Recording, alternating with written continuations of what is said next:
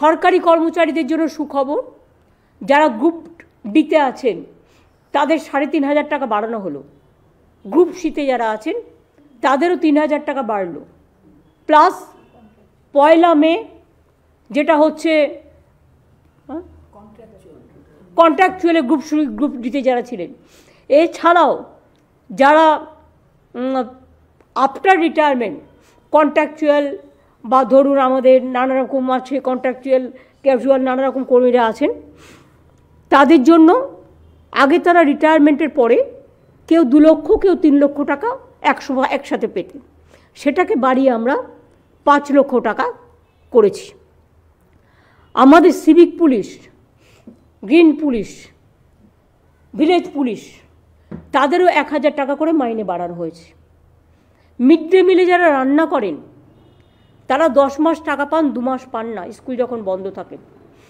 আগেও তাদের আমরা 500 টাকা বাড়িয়েছিলাম, এরা খুব গরিব, একেবারে নিম্ন শ্রেণীর লোক।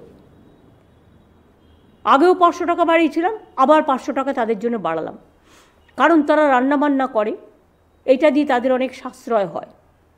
মনে রাখবেন, গঙ্গাসাগর একটা সেতুর জন্য কতদিন ধরে আমরা বলেছি গঙ্গাসাগর তীর্থকে জাতীয় মেলা ঘোষণা করা হোক এবং গঙ্গাসাগরে জল পেরিয়ে তীর্থযাত্রীদের যেতে হয়, তাদের জন্য একটা ব্রিজ করে দেওয়া হোক মুড়িগঙ্গার উপরে। আজ পর্যন্ত কেউ সে কথায় কান দেয়নি। আমরা এই বাজেটে ঘোষণা করেছি যে গঙ্গাসাগরের ব্রিজ আমরা করব এবং এর জন্য 1,000 কোটি টাকার ওপর যে খরচ হবে, এবছরের জন্য 200 কোটি টাকা ধার্য করা হয়েছে। মুড়িগঙ্গা ব্রিজ, ওটার নাম দেওয়া হয়েছে গঙ্গাসাগর সেতু।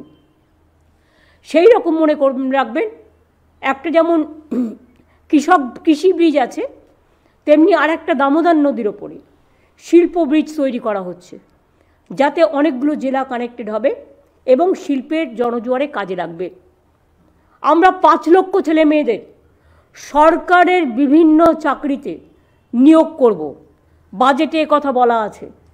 পুলিশ হতে পারে, টিচার হতে পারে, নানা ডিপার্টমেন্ট হতে পারে, গভর্নমেন্টের কর্পোরেশন হতে পারে, গভর্নমেন্টের মিউনিসিপ্যালিটি হতে পারে, গভর্নমেন্টের 5 লক্ষ কর্মসংস্থান সরকারিভাবে আমাদের বেকার যুবক যুবতীদের জন্য এই বাজেটে রাখা হয়েছে। সুতরাং এছাড়াও মনে রাখবেন, এমএসএমই আমাদের প্রায় 1.5 কোটি মানুষ কাজ করেন, আর লক্ষ লক্ষ প্রায় 10 লক্ষ ছেলে মেয়ে ইতিমধ্যেই আমরা কর্মসংস্থান দিয়েছি বিভিন্ন সরকারি এবং বেসরকারি কর্মচারী মিলিয়ে। এছাড়াও আমরা 6টা ইকোনমিক করিডোর করতে যাচ্ছি, যেটা ডানকুনি হলদিয়া, যেটা ডানকুনি রঘুনাথপুর, বাঁকুড়া, বর্ধমান এগুলো হয়ে যাবে, যেটা ডানকুনি কল্যাণী, যেটা ডানকুনি একেবারে মুর্শিদাবাদ হয়েও একটা আছে, পানাগড় হয়ে মুর্শিদাবাদ হয়েও আছে, মালদা, কুচবিহার, এইভাবে আমরা 6টা করিডোর করতে যাচ্ছি যাতে সব জেলাগুলো কভার হয়। তাজপুরও আছে, ডানকুনি হলদিয়া।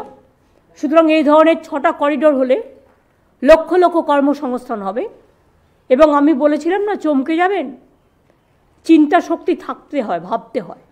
শুধু অকথা কুকথা বলে আর মিথ্যে কথা বলে আর কুৎস রচনা করে আর অপপ্রচার করে আর ভাগাভাগির রাজনীতি করে আর যাই হোক, উন্নয়ন হয় না।